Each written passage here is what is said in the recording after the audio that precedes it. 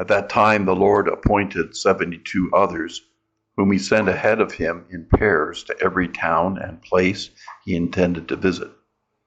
He said to them, "The harvest is abundant, but the laborers are few. So ask the master of the harvest to send out laborers for his harvest. Go on your way.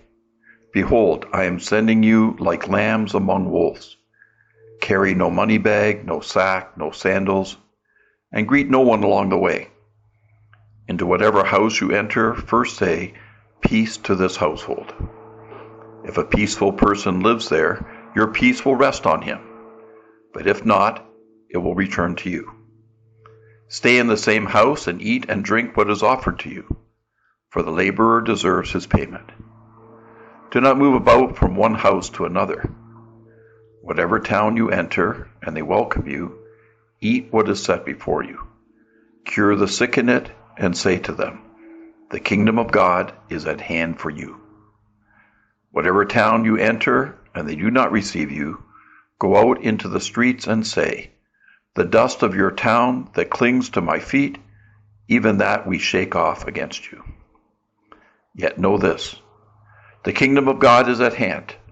I tell you, it will be more tolerable for Sodom on that day than for that town." The 72 returned rejoicing and said, "Lord, even the demons are subject to us because of your name." Jesus said, "I have observed Satan fall like lightning from the sky. Behold, I have given you the power to tread upon serpents and scorpions and upon the full force of the enemy, and nothing will harm you. Nevertheless, do not rejoice because the spirits are subject to you, but rejoice because your names are written in heaven." The Gospel of the Lord. Well, in our Gospel today, Jesus sends the disciples out in pairs to proclaim that the reign of God is at hand. Jesus tells the disciples that they are sent in order to prepare places for Jesus. Interestingly, the disciples experience much joy in this proclamation. Like the early disciples, we try to make a way for Jesus in our world.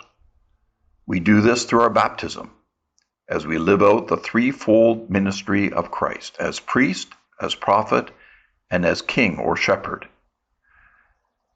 As priests, we offer prayer and make sacrifices for our family and friends and all the people we touch in our world. As prophets, we carry forth the good news of Jesus through the way we live out the gospel. As kings or shepherds, we penetrate the secular world with the Spirit of Christ, living lives of justice, peace, and love. I'd like to share with you my own attempt to proclaim the reign of God in Tanzania. First, I should tell you how I got there. Father Murray and Father Paul each played a huge role in this story. I had been teaching at Mount St. Mary's University in Maryland for about 23 years when I had a sabbatical. I had wanted to visit our mission in Tanzania and contacted Father Paul, our Superior General at the time, who was in Rome, about going for about a month. He called me shortly afterwards and told me of a strange coincidence. Just as I had written him about a potential visit to Tanzania, Father Duda had written him from Tanzania saying that we desperately needed to have a novitiate. So Father Paul asked me, instead of going to Tanzania for a month, what would you think about going for a year? I said yes. I really did fall in love with the people of Tanzania. So I started to think about returning after I came back to Maryland. Father Murray was our provincial superior at the time, and he gave me permission to return. That was 4 years ago. I worked in one of our parishes in Buhemba, and for the last 2 years, I am the rector of our seminarians in Morogoro. We're growing quickly. We have 32 beds in the seminary. Last year we had 7 empty beds. This fall, we will have 2 empty beds. The year after, we will be short 5 beds. Altogether, we have about 42 seminarians, and we're growing by 10 every year. Thank you for praying for vocations. Your prayers are being answered. But I wonder if you might adjust your prayers a bit going forward. Please pray for more beds. Like the disciples who carried no money bag, no sack, no sandals, I did not come with very much when I went to Tanzania. I learned that I had a lot to learn. What did I learn? I've learned to trust more in God. When I was in the parish in Buhemba, I would routinely go to several outstations each Sunday. The roads are absolutely terrible, and in the rainy season, almost impassable. I would leave at about 6 a.m. and return about 4 p.m. I'm a bit of a worrier, so I would worry about the roads, worry about finding the different outstations, worry about my Swahili, worry about eating food that I would be offered.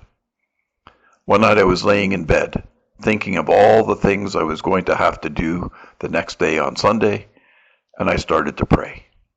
God, you asked me to be here. Please, please, help me with all these things I'm worrying about tomorrow morning. Then it started to rain. Really, God? I've learned to grow in humility. Learning Swahili is difficult. One day, I asked the altar boys if I had made any mistakes at Mass that morning. They remained silent. I told them that I could only improve if they gave me feedback. I looked at one boy and I asked, "Did I mispronounce any of the Swahili words this morning?"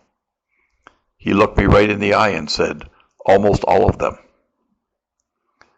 Another part of my growth in humility is that I find that most of the time I seem to be on a need-to-know basis. Many people around me don't think that I need to know. Recently I was with Father Daniel visiting the Maasai.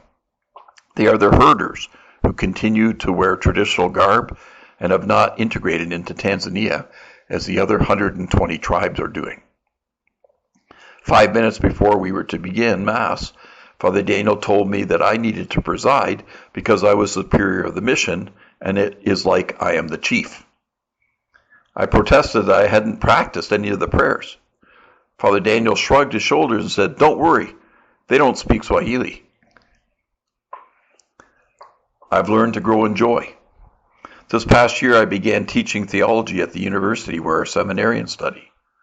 I taught Synoptic Gospels to 90 seminarians in their first year of theology in the fall, and sacraments to 90 third-year seminarians in the spring. I taught at a university for most of my life in Maryland, but I've never seen the commitment, hard work, and eagerness among the students as I did at Jordan University in Morogoro. The students have no books. They have no AV equipment. The room is barren except for the desks and chairs for 90 young men. But it is truly a joy to teach them, to see their hunger for the gospel, their desire to serve God's people, the commitment to make Tanzania a better place for the many people who live day by day looking for wood to burn, clean water to drink, and food to eat. I've learned to grow in gratitude. I used the word coincidence earlier when I talked about my conversation with Father Paul. But in the life of faith, there are no coincidences. This is God's providence. I don't have this opportunity often, but publicly I want to thank Father Paul and Father Murray for facilitating and encouraging me in this new ministry. You know, they are much, much, much older than I am. But they've been amazing examples of living the charism of the Congregation of the Resurrection and of being good priests. I am eternally grateful to both Father Paul and Father Murray. And finally, I have grown in my gratitude with God. I know very well my own limitations, my own brokenness, and yet God has thrust me into this new mission, and God has been with me every step of the way. And finally, I've learned the secret of life. I want to share it with you because it works. Anything good that I have done in Tanzania is because of this secret. Over 40 years ago, I was leaving St. Aloysius Parish in Kitchener to begin my graduate studies.